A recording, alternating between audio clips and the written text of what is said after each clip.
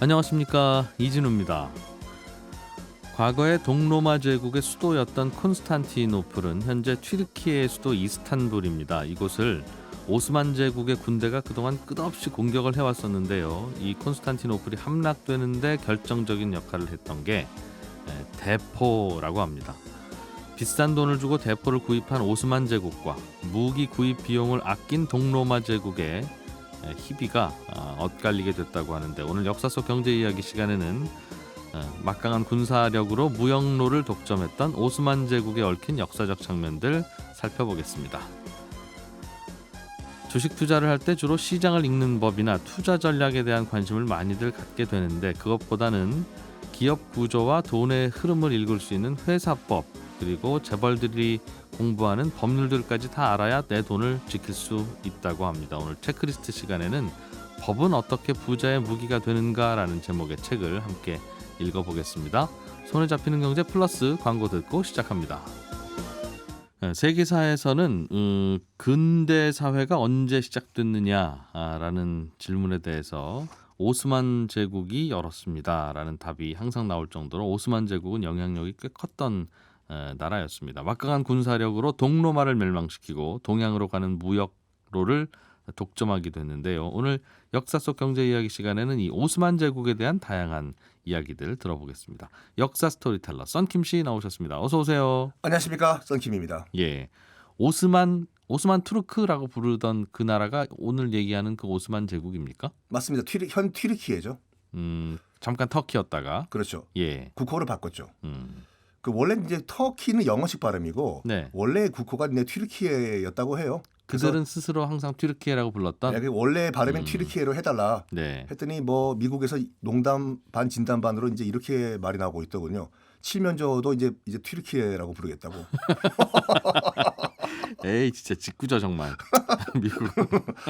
오스만 투르크는 누가 만들었나, 누가 건국을 했나 이제 궁금해하시는 분들이 많으시는데 오스만이라는 사람이 만들었어요. 아, 그래요? 이진우 기자님이 만들었으면 진우 투르크가 된 거죠. 그 앞에 있었던 이제 셀주크 투르크도 네. 셀주크란 사람 이름을 따서 만들었습니다. 하기야 뭐 예전에는 그렇게 부르는 게 제일 편했겠네요. 그렇죠. 뭐 장명소 가서 이름 지을 바에는 그냥 건국한 사람 이름 붙이자. 뭐라고 할 수 없는 게 우리도 단군조선. 역시. 뭐 똑같이 이름 부른 거죠 뭐. 그렇죠. 예. 그래도 이성계 조선은 아니었습니다. 어쨌든 간에 뭐 이 오스만 투르크 같은 경우는 1299년에 지금의 튀르키예 지역, 그 터키죠, 구터키에서 이제 건국을 한 나라인데, 많은 분들이 이제 오스만 투르크에 대해서 잘 모르세요. 600년 동안 이 뭐라고 할까, 전 세계를 호령을 했던 제국이었는데 이것이 이제 세계사 시간에서 약간 대접을 못 받는 이유가 뭐냐면은 네. 현재의 세계사는 이른바 이 서방 세계가 쓰고 역사는 이제 승자의 기록이라고 하지 않습니까? 예. 오스만 투르크가 1299년에 이제 건국을 한 이후에 전 세계를 호령할 때 당시 현재 유럽, 네. 독일, 프랑스, 스페인 등등등은 말 그대로 야만의 땅이었어요. 중세 시대 무조건 다 화형. 뭐 아픕니다. 마녀다. 머리가 아파요. 마녀다. 그때는 유럽엔 제국이 아니라 그냥 국가가 원시 국가 형태였고 말 그대로 정말 모든 게 다 이제 마녀 사냥으로 이제 그 치부됐던 이 암흑의 시대였어요. 네. 그런데 동시대의 오스만 투르크는 과학과 모든 문명을 꽃피웠던 제국을 형성을 했는데, 이걸 이제 현재 역사를 쓰는 사람들이 이제 무시를 하는 거죠. 인정 못하겠다. 세계사는 유럽사지. 그렇죠. 오스만 투르크가 어디 갑자기 거기서 나오냐. 근데 오스만 투르크가 이제 그 동로마 제국을 멸망시키면서 1453년에 멸망시키면서 이제 유럽은 거의 한번 역사에서 지워질 뻔하거든요. 네. 이게 돈 때문에 망했어요. 동로마 제국이요. 동로마 제국이. 동로마 제국은 거의 1000년 동안 유지가 됐던 제국이지 않습니까? 예. 돈 때문에 망했습니다. 망했다. 돈이 떨어져서? 아니면 무기를 안 샀어요. 돈 아끼려고. 그게 그거죠. 죄송합니다. 예. 그때 이제 그 오스만 투르크가 지금의 튀르키예에서 그 바다 딱 건너가지고 발칸 반도까지 치고 올라가려고 했어요. 네. 거기에 있는 동로마 제국 수도가 그 콘스탄티노플, 지금의 발칸 반도 있죠. 예. 여기를 점령하려고 오스만 투르크가 이제 작전을 펼치는데 철통 요새였어요. 콘스탄티노플이. 예. 이걸 어떻게 깰 방법이 없을까 하다가 일단 동로마 제국도 나름대로 그 방어 준비를 하거든요. 네. 멀리 폴란드에서 한 공학 기술자가 넘어와요. 대포를 만드는 기술자였거든요. 일단 동로마 제국을 먼저 가요. 안녕하십니까? 저기 폴란드에서 온 그 우르반이라는 기술자인데요. 제가 대포 잘 만들거든요. 네. 지금 오스만 투르크가 바다 건너가지고 여기 침공한다고 하는데 제가 끝장나는 대포를 제가 설계해드리겠습니다. 어떤 대포인데? 동로마 제국이 이제 물었죠. 이게 길이가 8m에 와. 20톤짜리 화강암 폭탄을 집어넣고 돌을 집어넣고요. 화강암이요. 예. 넣고 쏘면은 이게 날아가서 웬만한 성체는 다 날려버리는 어마무시한 포입니다. 사실래요? 얼만데? 그러니까 정확한 가격은 아직 안 나와 있어요. 네. 근데 동로마 제국 황제가 기겁을 하면서 안 산다고 했어요. 비싸서. 비싸서. 이거 8m짜리 그 당시 대포는 상상의 대포였거든요. 너 이거 현실화 시킬 수 있냐고. 얼만데? 가격이 얼마입니다. 비싸. 안 사. 괜찮은데 사시죠. 콱 그냥 안 산다니까. 어디서 사기치려고. 그래서 이 우르반이라는 폴란드 과학자가 네. 빈정상해가지고 예. 너희가 안 산다 그러면 너희 적군에 팔아버리겠다. 그래서 바다 건너가지고 침공 준비를 하거든 오스만 투르크한테 안녕하세요. 저 폴란드에서 온 우르반이라는 대포 기술자인데요. 사실래요? 뭔데? 길이 8m짜리 대포인데 똑같이 이제 그 사양을 예. 얘기하는 거예요. 세일즈.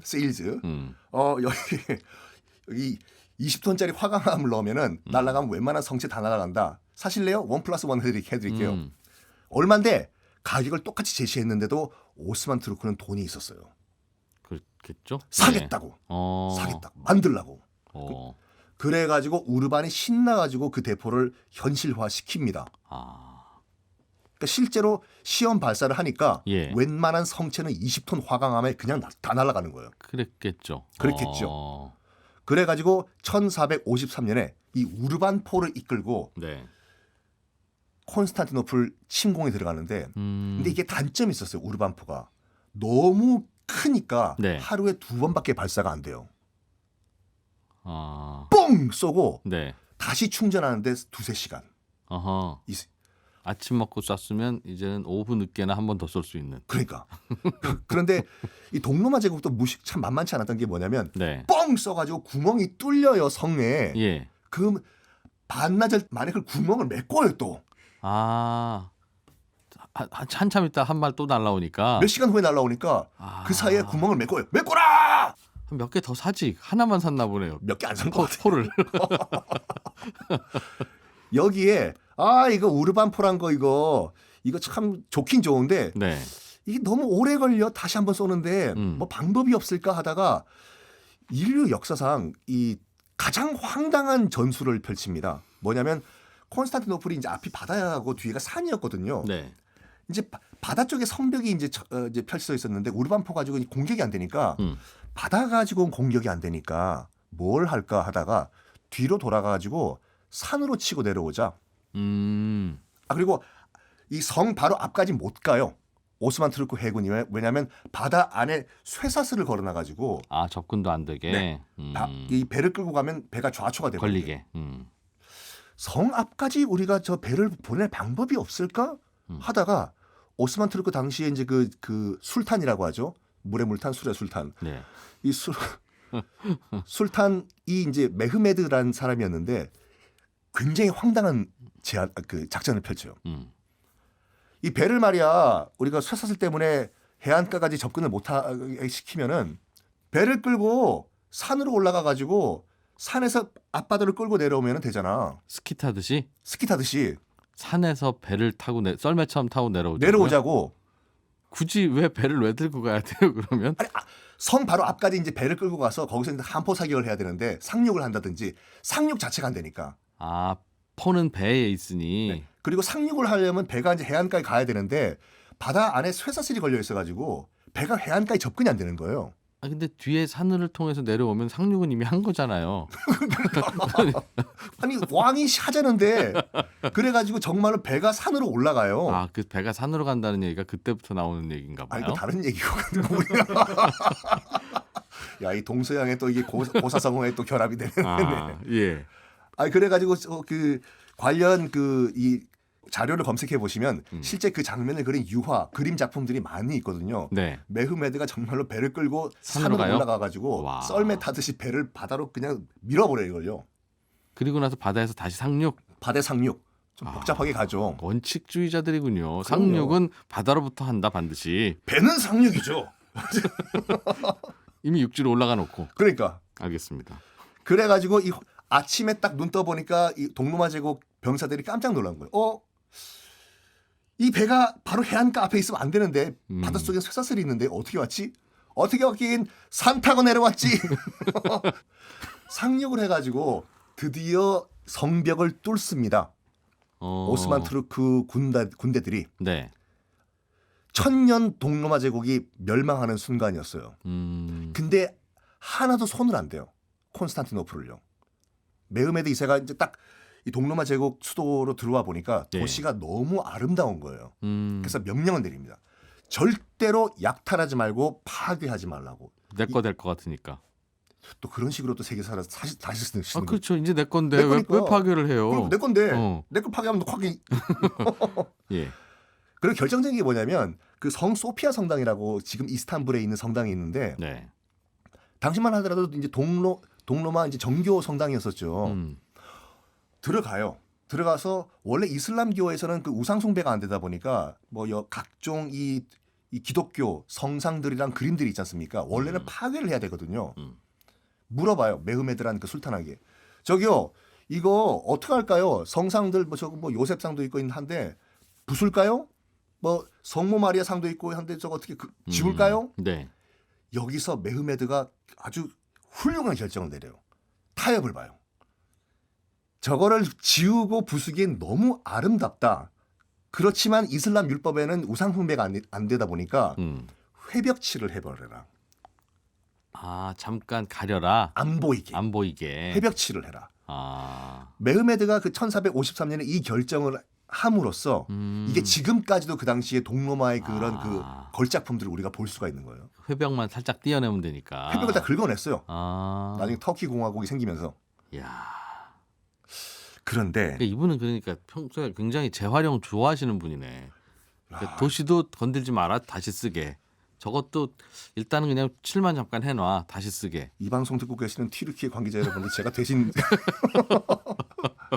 그래서 좋은 결정을 내린 거죠. 네. 근데 이게 참 역사적으로 큰 뭐라고 할까 사건이 되어버린 거예요.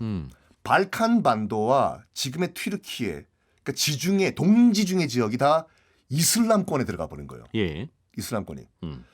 문제는 뭐냐면 그 전까지만 하더라도 이 유럽, 서유럽이 뭐 중앙아시아와 중국과 인도로 교역을 할 때는 지금의 튀르키예, 발칸 반도를 통해 가지고 랄라랄라라 교역을 하던 상황이었는데 동로마 제국은 어차피 같은 기독교 국가니까. 예. 갑자기 이슬람의 그 영토가 돼 버린 거예요. 우리 그러면은 인도랑 중앙아시아랑 중국이랑 교역할 수 있는 고속도로가 끊겨 버렸네. 네. 어떻게 다시 방법이 없을까? 그쪽으로는 지금 못 간다고. 야, 그럼 뭐 이것저것 갑자기 뚝 떨어졌겠는데요? 가장 그때 가격이 폭등했던 게 뭐냐면 후추였어요. 아. 그러니까 후추가 이제 인도에서 수입을 해 오던 거였는데 예. 유럽인들이 그 당시만 하더라도 이제 그때 이제 흑사병을 마치고 그 유럽인들이 이제 육식을 하게 된 계기도 참 안타까운 게 뭐냐면 인구가 줄어가지고 육식을 하게 됐어요. 응? 무슨 말이에요? 흑사병 이전만 하더라도 예. 유럽인들도 이제 곡식을 먹었거든요. 예. 밀, 보리 이런 것들. 예. 그런데 흑사병을 이제 거치고 난 다음에 유럽 인구의 3분의 1이 없어진 거예요. 그러니까 그냥 가축을 잡아 먹어도 충분하다. 그때부터 육식을 하게 된 거예요. 아, 그러다 보니 후추 좀 가져와라. 후추 뿌려 먹어야 이런저런 잡내 없어지니까. 그렇죠. 당시에 냉장고가 없었으니까 약간 부패한 것도 후추를 좀 뿌려보니까 샤라라라라라 delicious. 그런데 이 후추가 끊긴 거예요. 수입이 안 돼. 그러나 안 먹을 수는 없으니 가격이 계속 올라간다는 거죠. 그렇죠. 그 유럽 국가 가운데서 가장 후추값이 폭등을 했던 나라가 어디냐면 포르투갈. 제일 머니까. 아, 거기까지는 안 가니까. 그나마 조금 소량의 이제 그 후추를 예. 베네치아 공국, 지금의 베니스죠. 그 무역을 하면서 그 베니치아가 약간 그 오스만 투르크한테 얘기를 한 거예요. 안녕하십니까? 저희가 중개 무역을 할 거니까 후추 좀 주시면 안 되겠습니까?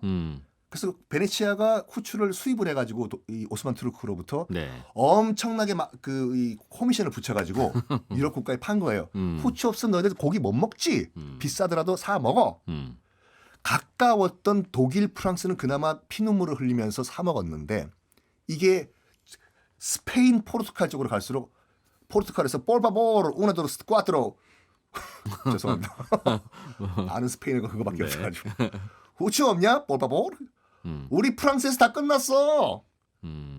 맨 끝에 있던 포르투갈 난리가 난 거예요. 우리 후추 없으면 고기 못 먹는데 이거 어떡하냐고 하다가 네. 그럼 우리가 직접 후추 가져오자. 인도 가서 인도 가서 어떻게 바다 삥 돌아가자. 아프리카 남쪽까지 가서 희망봉 찍고 바스코 다가마 네가 가가지고 진짜 후추 먹고 싶었나 보네요. 그러니까요. 아니, 그게 뭐라고? 아 후추가 없어. 아 후추.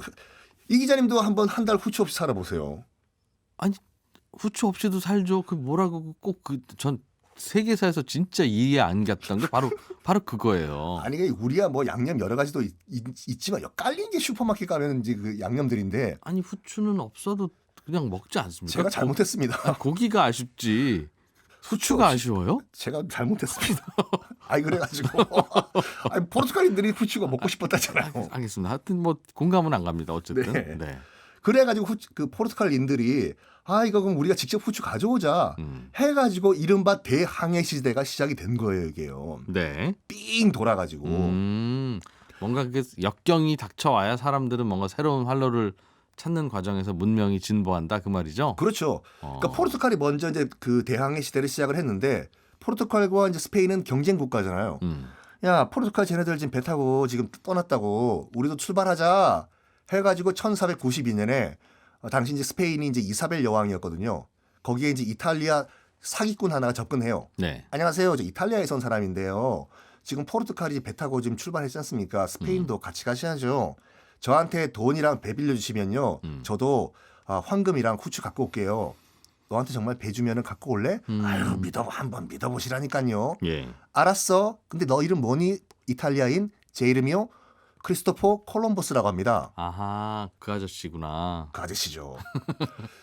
그래가지고 어떻게 보면은 약간 나비 효과가 있는 것 같아요. 이 동로마 제국이 1453년에 우르반포 때문에 멸망하면서 네. 교역로가 막히고 후추가 끊기면서 포르투갈은 대항해 시대가 시작되고 거기에 경쟁심을 느낀 스페인은 또 콜럼버스에게 배 빌려주고 인도 가라고 했는데 네. 얘가 직진을 한 거예요. 아. 얘가 몰랐어. 아하. 그 콜럼버스는 자기 정말 인도 가는 줄 알았어요. 남쪽으로 가서 아프리카를 돌아야 되는데 그냥 서쪽으로만 갔구나. 무조건 직진. 예. 그러니까 당시 기록을 보면 자기가 어디로 가는지도 몰랐대요. 왜냐하면 당시 항해술로는 분명히 별자리만 보면 내가 어디로 가고 있는지 알 수 있었던 상태였거든요. 예. 직진하는 거 알았어. 아하. 그래서 실수했구나. 옆에 있는 선원들이 얘기한 거예요. 뭔가 지금 우리 잘못 가는 것 같다. 지금 가도 이 땅이 안 나오지 않냐. 우리가 대서양 연안 타고 내려가야 되는데 땅이 보여야 되는데 그럼. 여기서 콜럼버스도 당황해가지고 세기의 대거짓말합니다. 항해 일지를 조작을 해요. 원래는 10km를 갔는데 오늘 1km밖에 안 갔어. 그래서 안 보이는 거야? 천천히 가고 있는 거야. 아, 선원들을 안심시키기 위해서. 그렇죠. 그러다가 야, 선원들 이제 반란이 일어나기 직전 물이랑 식량이 떨어진 거예요. 세상에. 콜럼버스가 난 여기서 죽었다 했는데 돛대 위에서 한 선원이 외치는 거예요. 육지다! 드디어 인도 도착했다. 도착한 땅이 지금의 서인도 제도인데 카리브해. 예. 진짜로 콜럼버스는 죽을 때까지 거기 인도인 줄 알았대요. 미국 옆인데. 미국 옆인데 그래가지고 그 땅이 지금도 서인도 제도라고 불리고 있습니다. 야, 이 모든 역사는 동로마 제국이 멸망하면서 하고, 다 시련이 시작되면서 시작된 거군요. 맞습니다. 그때 동로마 제국이 돈 좀 들여가지고 포만 구입해서도 네. 인류 역사가 바뀌었을걸요. 그러니까 뭔가 사람이 어려워지는 데서부터 거기서 뭔가가 이제 새로운 게 시작되는 것 같아요. 좀 없어봐야 네. 필요성을 느끼죠. 그럼요. 수많은 명곡을 남긴 가수들이 저는 공부 열심히 해서 좋은 회사 다니셨으면 큰일 날 뻔했다 이분들은 하는 생각을 들으면서 저는 음악을 듣습니다. 가장 그러면 듣는 음악은 어떤 음악이신가요? 아니 그러니까 이분들도 뭔가 배고픈 게 있고 그러니까 이런 음악을 만드시지 않았을까. 아마 엘비스 프레슬리가 트럭 운전하면서 그 고생을 안 했다고 하면 You ain't nothing but a hound dog 이거 안 나왔을걸요? 역사 스토리텔러 썬킴 씨와 함께했습니다. 감사합니다. 네, 1부 마무리하고 잠시 후 2부 순서로 계속 이어갈게요. 우리나라 재벌의 구조는 참 독특한 점들도 많고 또 그들이 법망을 요리조리 잘 피하기도 해서 재벌들을 규제할 방법을 참 찾기가 어렵습니다. 하지만 재벌을 또 규제하는 규정들 또 이 규제를 뚫고 나가는 편법들을 잘 분석하고 지켜보면 세상을 이해할 수도 있고 또 이런 법이 있구나라고 하는 또 새로운 지식도 얻을 수 있다고 해요. 오늘 체크리스트 시간에는 법은 어떻게 부자의 무기가 되는가라는 제목의 책을 함께 읽어보겠습니다. 김치형 경제뉴스 큐레이터 나오셨습니다. 어서 오세요. 네, 안녕하세요. 법은 어떻게 부자의 무기가 되는가? 네, 조금 바꿔서 표현하면 부자들은 어떻게 법을 활용하는가? 맞습니다. 뭐 그런 얘기네요. 네, 그러니까 우리도 이걸 알면 잘 활용하면 부자가 될 수 있다. 이렇게 해석할 수도 있죠. 그거는 좀 아닌 것 같아요. 근데 이 책에서는 실제로 비법 10가지를 쓰고 있습니다. 그러니까 초급, 중급, 고급으로 나눠서 예. 고급은 이제 초급과 중급을 잘 컬러버레이션이라고 여기서 표현하는데 잘 섞어서 활용하는 게 이제 고급 버전이고요. 근데 우리가 경제 성장해 오면서 기업들의 역할이 상당했죠. 예. 하지만 이제 한편에서는 앞서 잠깐 언급해 주신 것처럼 이른바 재벌 또는 대기업이라고 불리는 회사들이 덩치를 키우거나 2, 3세로 이어지는 상속이나 증여의 과정에서 발생한 문제들이 사회적인 논란이 좀 되고는 합니다. 예. 지금도 어떻게 보면 진행형이고요. 근데 이거를 우리가 지금 법으로 규제하는 방향이 맞는지 그리고 이걸 진짜로 규제해야 된다라고 하면 확실하게 규제를 해야 되잖아요. 근데 계속해서 일어나고 네. 있으니까 예. 그럼 왜 이게 계속 일어날까? 법에 어떤 구멍이 도대체 있길래 이렇게 자꾸 잘 빠져나가는 것이고 네네. 우리는 이걸 제대로 규제하려면 어떻게 해야 되고 예, 거기에 대한 고민을 이제 여기 담은 건데 예. 쓰신 분이 변호사예요. 천준범 변호사라는 분이시거든요. 예. 근데 변호사가 이렇게 글을 잘 쓰면 기자는 뭐하지라는 생각이 들 정도로 재밌게 아주 그랬어요. 경제 법이 얘기가 나오는데 되게 쏙쏙 들어오게 잘 쓰셨더라고요. 그래서 읽으면서 몇 가지 우리가 생각해야 될 것들이 있구나. 그리고 실제로 대기업이 빠져나기 위해서 뭐 했던 것들 또는 우리가 막으려고 했던 것들 네. 어떻게 보면 스포츠에서는 공수죠. 공격하고 수비하는 거잖아요. 이 과정에서의 문제점들을 뭐 적어놓은 책 이렇게 보면 될 것 같은데요. 우리가 가끔 뉴스에서 무슨 편법 상속, 네. 불공정 거래 이런 얘기 들어보면 그렇습니다. 아니 저건 법은 뭐 하길래 저걸 저렇게 다 놔뒀어? 라는 생각도 들고 네, 왜 저걸 못 막지? 매번 지금 10년째 뉴스에 나오는 것 같은데 그렇습니다. 하는 생각들이 자주 드는데 네, 그 속사정들을 어떤 구멍을 어떻게 해서 빠져나갔다라든가 네, 그런 얘기가 좀 들어있을 것 같네요. 그렇습니까? 맞습니다. 그러니까 여기서도 그 얘기를 하는데요. 그러니까 이른바 일감 몰아주기 또는 뭐 그런 것들이 많이 일어나지 않습니까? 그것도 규제해야 된다라고 얘기를 하고요. 근데 네. 우리가 그걸 왜 규제해야 되지? 라고 돌려서 생각해 보면 나름 논쟁거리가 꽤 있습니다. 그러니까 회사에 득이 된다라고 하면 그게 회장님의 회사든 회장님의 아들의 회사든 주주들이 반대할 이유는 없죠. 어떻게 보면. 직원들의 도시락을 도련님 회사에서 납품하는 게 뭐가 잘못이냐? 맛있으면 그만이지. 네, 우리가 경쟁이라는 사회에서 예. 납품 단가를 낮추고 똑같은 질의 제품을 공급해 준다라고 하면 네. 회사가 이익을 올리기 위해서는 당연히 그 회사를 선택해야 되는 게 맞지 않습니까? 그렇긴 하죠. 직원들 도시락을 A라는 회사는 한 개당 5,000원에 납품할 수 있다고 하는데 네네. 회장님 아들이 세운 회사는 4,500원에 똑같은 품질로 납품하고 더 이상 싸고 좋은 도시락은 없다면 네. 회장님 아들 회사에서 받아오는 게 합리적이죠. 예, 그게 합리적인데 그러나 그럴 리는 없잖아요. 그러니까 그렇지 않다는 게 문제겠죠. 그렇죠. 그게 그렇게 되면 회장님의 아들은 다른 회사에 납품하기도 바쁠 테고 굳이 네. 여기까지 와서 그럴 리 없을 텐데. 그래서 이제 우리가 그렇다면 규제를 할 때 회장님의 회사랑 거래하면 안 돼라는 규제가 아니고 네. 그 회사랑 거래했을 때 회사에 이익에 피해를 주거나 피해를 주면 안 돼 이렇게 규제를 해야 되는데 그렇죠. 우리나라의 법은 회장님이 세운 회사나 회장님의 아들이 세운 회사랑 거래를 하면 안 돼라고 규제를 하기 때문에 여기서 빠져나갈 수 있는 구멍이 너무 많다라고 지적을 하고 있어요.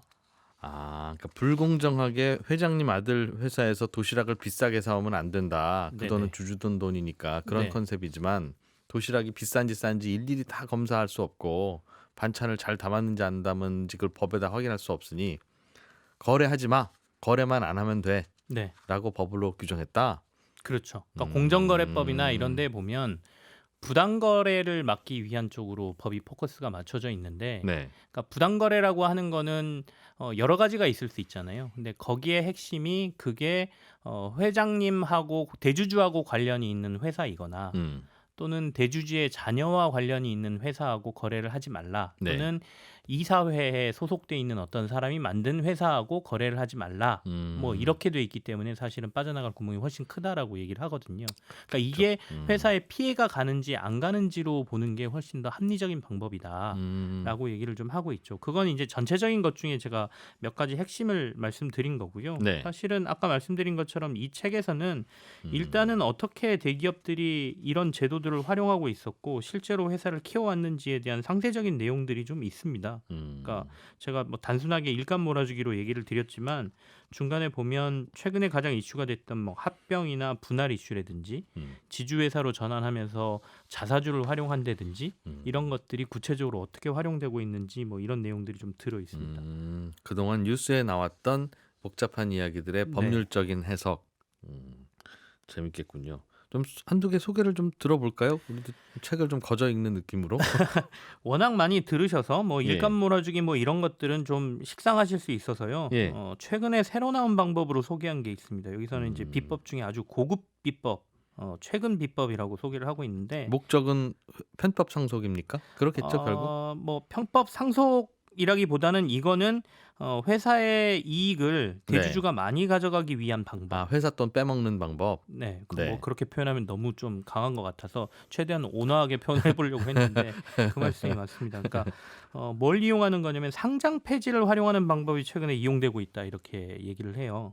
그러니까 보통은 우리가 회사를 키우는 방법 중에 분할하거나 떼내서 그 회사를 키우고 난 다음에 새로 상장하면서 이익을 더 얻지 않습니까? 성장을 하면 회사가 좋아진다고 생각하죠. 네, 그리고 주가가 오르니까요. 예. 그러면 대주주는 주가가 오른 걸 가지고 다시 주식담보로 해서 돈을 활용을 한다든지 아니면 그 커진 회사를 팔아서 돈을 더 챙긴다든지 예. 아니면 거기에서 배당을 더 높여서 그 배당을 활용한다든지 이런 방식으로 많이 활용을 했었죠. 근데 2015년 정도부터 등장한 방법이 이 상장 폐지를 활용하는 방법들을 대기업들이 활용하고 있다 이렇게 소개를 하고 있습니다. 예. 그러니까 돈 잘 버는 회사의 돈을 주주들과 나누지 않고 쉽게 대주주의 몫으로 돌리는 방법으로 소개를 하거든요. 그러니까 쉽게 말하면 어떻게 보면 약간 역발상적인 방법이죠. 이제 어느 정도 회사는 키울 만큼 키웠고 이제는 내가 어떻게든 회사에서 돈을 많이 가져가고 싶은데 어떻게 하면 될까를 고민하다가 만들어낸 방법인데 기본 전제는 30% 정도의 지분이 확보된 상장사 그리고 이 상장사가 돈을 아주 잘 버는 튼튼한 사업을 가진 회사여야 합니다. 네. 이 회사를 일단 배당 같은 걸 거의 안 하고 회사가 돈을 벌면 이 돈을 계속 회사에 쌓아놓는 거예요. 잉여금으로. 예. 일단 이 과정이 필요하고요. 이렇게 되면 결국 주가라는 게 주주들이 회사의 이익을 나눠 가져야 오르거든요. 그런데 평생 배당을 안 하면 네, 배당을 안 하거나 뭐 가끔 한 번씩 해주고 이것도 들쭉날쭉 하다 보면 주가가 내리죠. 주가가 계속 내리게 되는 거죠. 예. 그러면 이 주가가 내려갔을 때 회사는 자사주를 매입합니다. 그래서 자사주를 사서 차곡차곡 하는 거죠. 이건 대주주가 돈을 쓰는 게 아니고 회사가 돈을 쓰는 거잖아요. 회사 돈으로 시장에 돌아다니는 주식을 산다. 싼 값에. 네, 그러니까 자기 주식을 회사가 싼 값에 사는 거죠. 계속. 예. 그래서 주식을 회장님하고 회사가 보유한 주식을 합해서 50% 이상으로 끌어올린 다음에 예. 그 다음에 주가가 좀 많이 낮아져 있을 때 공개 매수를 선언하는 거죠. 공개 매수가 뭔가요? 시장에서 우리가 주식을 다 사주겠습니다. 이 정도 가격에 사드릴게요. 남는 주식 다 가져오세요 이제. 예. 아, 파시고 싶은 사람들은 저희한테 파세요. 워낙 주가가 낮아 있으니까 이렇게는 주주님들에게 저희가 피해를 주는 것 같고 예. 요 가격보다 좀 비싸게 사드릴게요. 한 2-30% 예, 정도만. 20-30% 정도. 음. 그러니까 뭐 10,000원이라면 한 13,000원 정도에 저희가 사줄 테니까 요거 회사에 파세요라고 선언을 하는 거예요. 그런데 원래 배당도 잘 하고 그랬으면 그 주가는 한 5만 원 됐을 회사라는 그죠. 거죠. 예. 그렇게 해서 결국엔 지분율을 80% 이상으로 끌어올리고 예.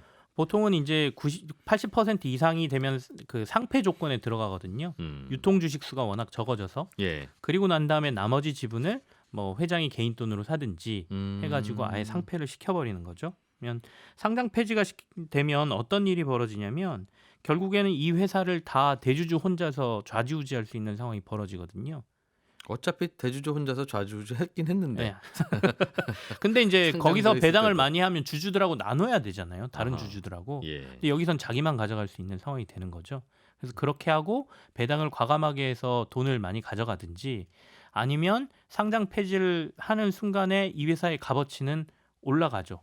주식시장에선 주가라는 걸로 회사의 값어치를 평가하지만 이 회사를 여기서 M&A 나서서 다른 데 매각한다라고 하면 회사가 가지고 있는 현금 보유라든지 아니면 회사가 가지고 있는 경쟁력을 가지고 다시 한번 재평가를 받기 때문에 더 비싸게 2배나 3배로 M&A를 통해서 매각하면서 돈을 버는. 다른 곳에 팔 수 있다? 네. 아, 상장 회사를 비상장으로 만들고 더 비싸게 팔아요?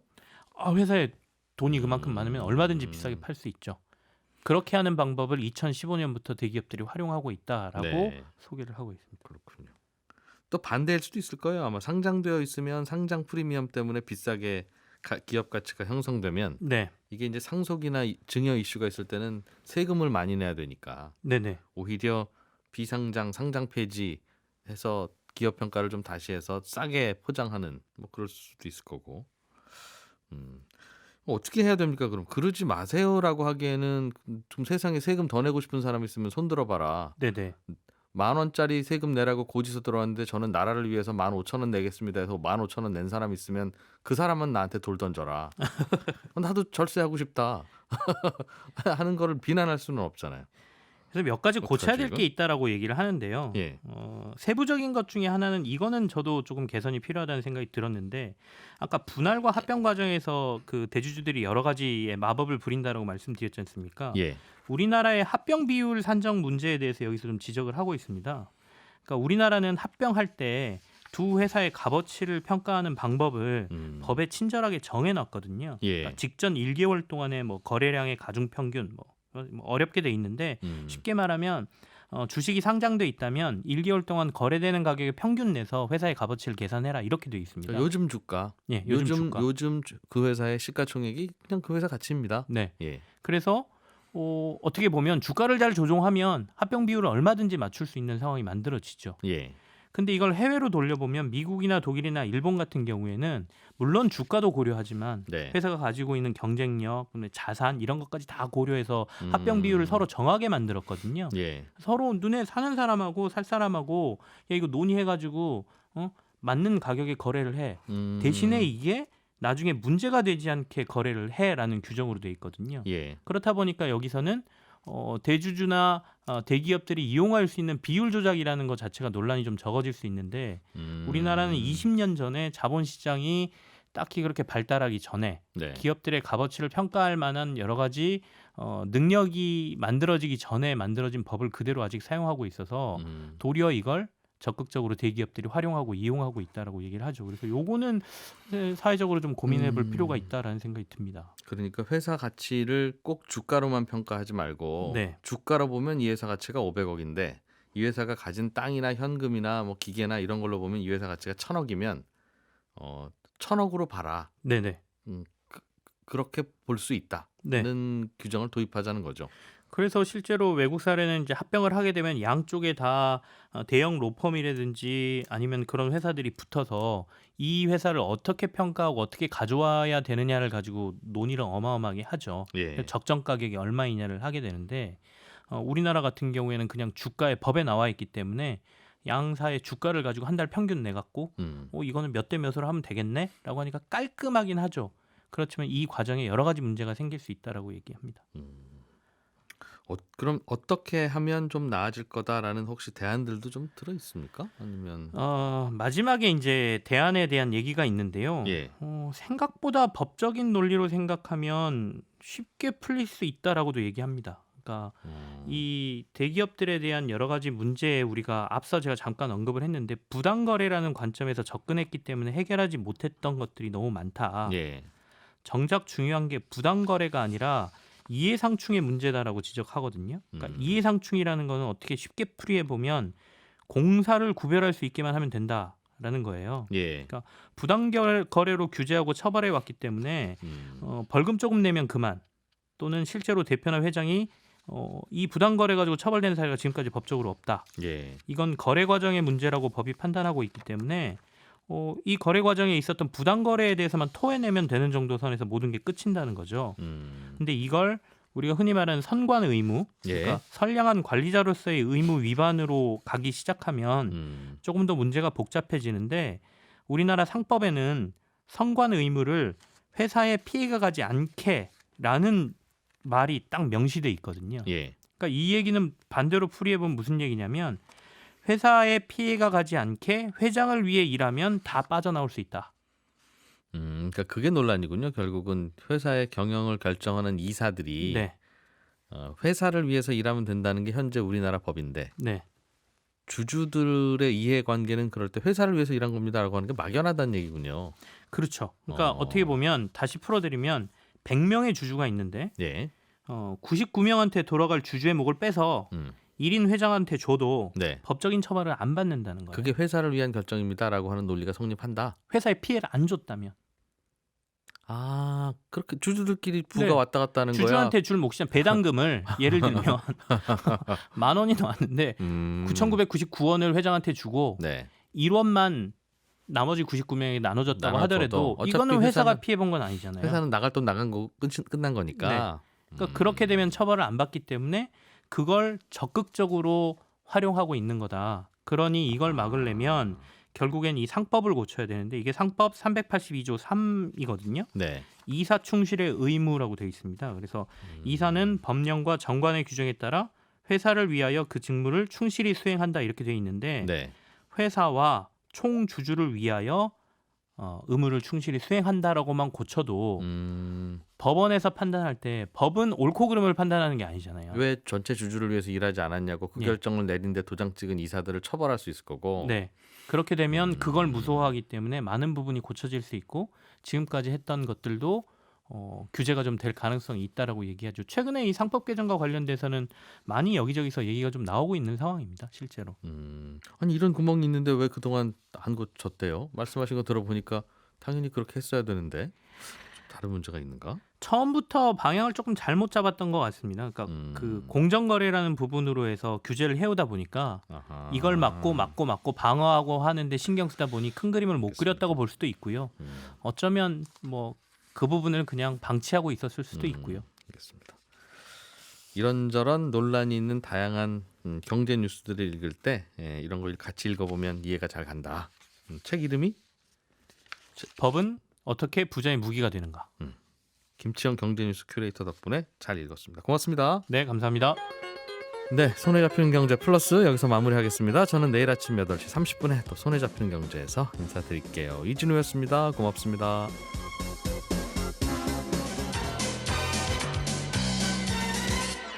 더 깊고 더 재미있는 경제 이야기. 이진우의 손에 잡히는 경제 플러스.